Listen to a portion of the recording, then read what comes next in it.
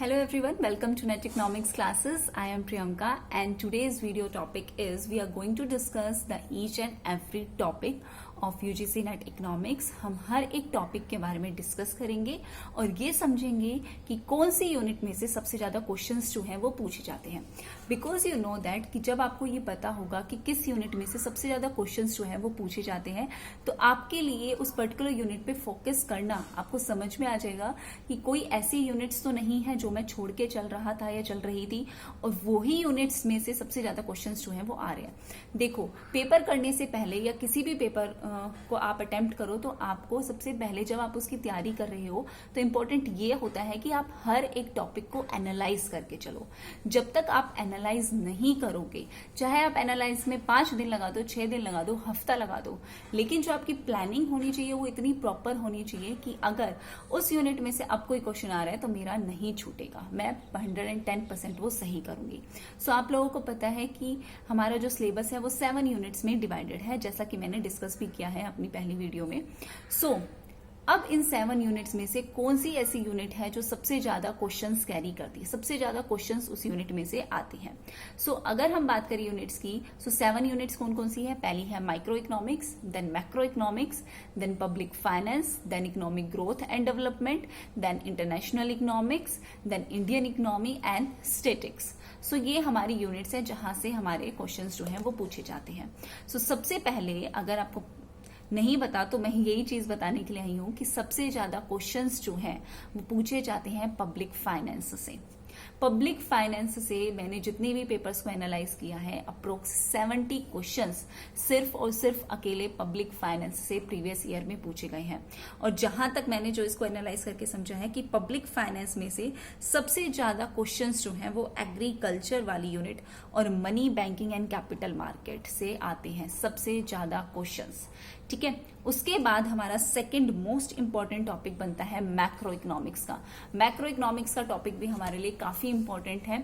वहां से क्वेश्चंस जो हैं 58 क्वेश्चंस जो हैं वो पूछे गए हैं।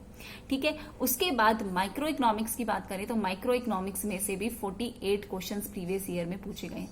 मतलब ये सिर्फ 2-3 एग्जाम्स का ही एनालिसिस है। एनालिसिस इतने सारे क्वेश्चंस जब पूछे जा रहे हैं तो इसका मतलब जो टॉपिक है वो काफी इंपॉर्टेंट बनता है। ठीक है, इकोनॉमिक ग्रोथ एंड डेवलपमेंट की बात करें तो यहां से 43 क्वेश्चंस पूछे गए हैं। पब्लिक फाइनेंस की बात करें तो 31 क्वेश्चंस यहां से पूछे गए हैं।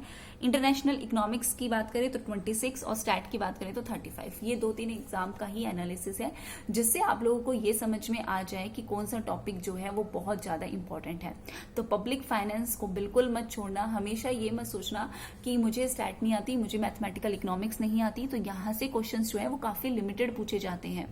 बहुत वेरिएशन नहीं होता है क्वेश्चंस में। सबसे ज्यादा वेरिएशंस हमारे थ्योरी के क्वेश्चंस में होते हैं क्योंकि हम क्वेश्चंस को किसी भी तरीके से पूछा जा सकता है। किसी भी टॉपिक को आसान मत समझो, किसी भी टॉपिक को बहुत हार्ड मत समझो।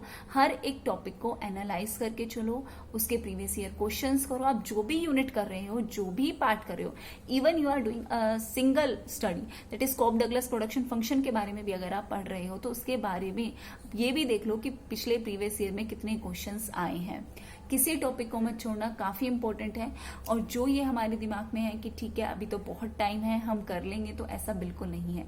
किसी भी टाइम पे डेट जो है वो रिलीज हो जाएगी और फिर जब हम पैनिक कर जाएंगे तो हमारे लिए बिल्कुल अच्छा नहीं होगा। टाइम हमेशा हमें कम ही लगेगा, हमें लगेगा बहुत टाइम है, लेकिन टाइम जब आ जाएगा तब हमें समझ नहीं आएगा कि हमें कैसे करना है।